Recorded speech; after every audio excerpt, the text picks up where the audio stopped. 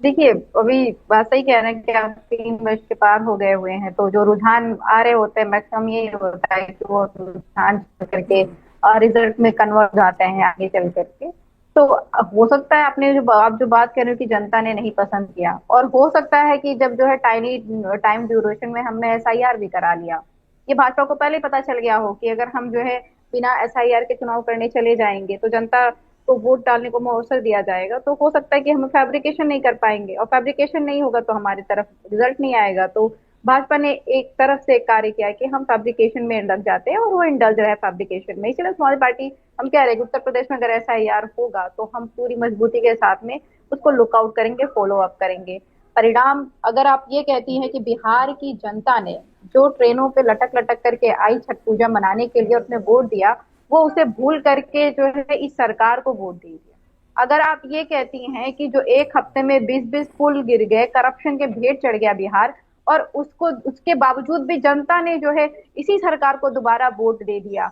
और अगर आप ये कहते हैं कि जहां पे दिन दहाड़े मर्डर हो रहा हो, चुनाव के वक्त मर्डर हो रहा हो, जिस वक्त आचार संहिता लागू हो, तो फिर उसके उसको देखते हुए भी जनता ने इनको वोट दे दिया, तो इस बात को थोड़ा सा प्रैक्टिकली एग्री करना मुश्किल है। हाँ, आप ये जरूर कह सकती हो कि जो इन्होंने दाव चला कि हम 10-10 हजार रुपए दे देते हैं महिला के उत्थान के नाम पे, या उसको अब जो अच्छा भी कह ठीक है। लीजिए कि चुनाव के आप इन मद्देनजर तमाम देखते हो दावों कि को हम 10 हजार रुपए देते हैं, आप ये माना जा सकता ठीक है। है, आप एनडीए, बीजेपी, जेडीयू के नेता, प्रधानमंत्री मोदी, मुख्यमंत्री योगी आदित्यनाथ, नीतीश कुमार, सबने जिस गुड गवर्नेंस का जिक्र किया, किसने किस स्टेट में क्या किया, उस सबको आप खारिज करें। लेकिन मेरी एक बात का जवाब दीजिए, बिहार में जो सीमांचल है वहां सबसे ज्यादा मुसलमान रहते हैं, 70% से ज्यादा वोटिंग हुई है, और आंकड़ा इस वक्त ओवरऑल आपकी स्क्रीन के सामने है। अब इसका क्या मायने है बताइए। देखिए, वो वोटिंग तो आपने देखा होगा कि पिछले 2020 में जितनी हुई थी उससे ज्यादा ही हुई है। हम्म। 10% की वृद्धि पाई गई है, और दोनों जगहों पे पाई गई है, ऐसा नहीं कि किसी एक ही जगह पे पाई गई हुई है। तो आप इससे ये कह रही हैं कि नहीं मुस्लिम है तो इसका अनुमान लगा लीजिए, मैं कह रहा हूँ ना, आपने फैब्रिकेशन किया हुआ है, वरना आपको टाइनी ड्यूरेशन में करने की जरूरत नहीं पड़ती।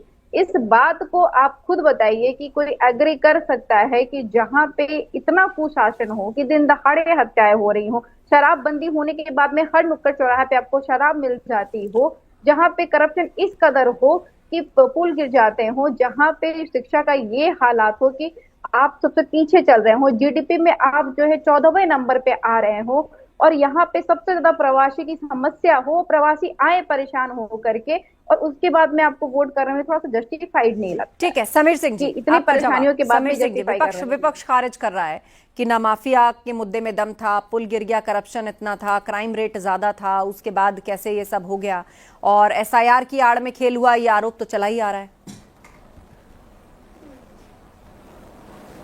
नहीं, देखिए आस्था जी, यही तो मैं कह रहा था कि झूठ बोलना विपक्ष को बंद करना चाहिए।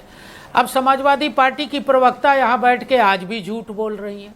भाई, जो बिहार का रिजल्ट आ रहा है, जो बिहार का रुझान है, सबसे ज़्यादा तो चिंताजनक विषय यह है कि अखिलेश यादव जी को पहले से पता था कि यही रिजल्ट आएगा।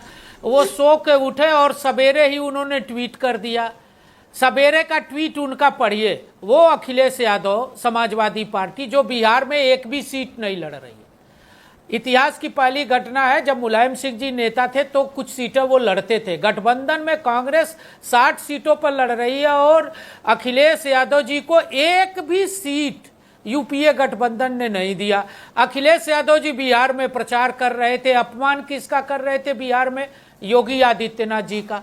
मैं पूछना चाहता हूं, योगी जी दोबारा सरकार बनाए, उत्तर प्रदेश में बहुमत पाए, योगी जी सरकार बनाए, योगी जी लोकप्रिय नेता है, और अखिलेश यादव बिहार में जाके योगी जी को गाली दे रहे थे, उनको अपमानित कर रहे थे। अखिलेश जी बिहार से प्रचार करके उतरे, कहां उतरे? गाजीपुर में। किसके घर गए? मुख्तार अंसारी के घर गए खजूर खाने। अरे भाई, आप प्रचार करने जाते हो, लौटते हो उत्तर प्रदेश की सीमा में, तो आप अपराधी के घर जाते हो खजूर खाने। ये उत्तर प्रदेश और बिहार की संस्कृति एक है, खान पान एक है, बगल पड़ोसी राज्य है। बिहार और उत्तर प्रदेश में कोई बहुत अंतर नहीं है आस्था जी।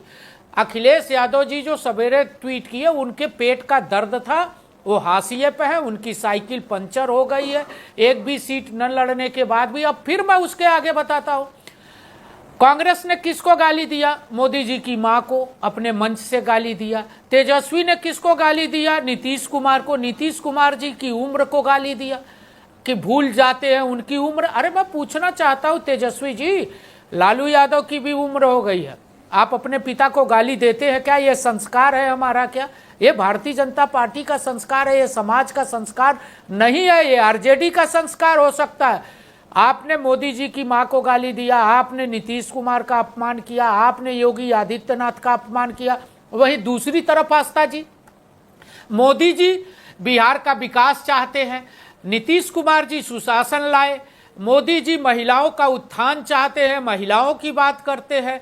आदरणीय अमित शाह जी पूरे चुनाव भर बिहार में रह के कैंपेन किए और बिहार में रह के उन्होंने पार्टी कैसे जीते इसकी योजना बनाई। माननीय अमित शाह जी के बाद माननीय धर्मेंद्र प्रधान जी बिहार के प्रभारी थे, जब से प्रभारी घोषित हुए बिहार से बाहर नहीं गए। वही राहुल गांधी साहब कहाँ गए थे पूरे चुनाव भर? वोट चोरी का आरोप लगा के निर्वाचन आयोग के पीछे छुप जाते हैं, कभी ईवीएम का बहाना बनाते हैं, गुंडा और माफियाओं के पीछे छुपते हैं। राहुल गांधी जी पूरे चुनाव भर कहाँ थे? जरा उनसे पूछे उन्होंने। राहुल गांधी सब कह रहे हैं, अब आचार्य प्रमोद कृष्णन का बयान सामने आया कि राहुल गांधी ने तेजस्वी यादव की लालटेन फुड़वा दी।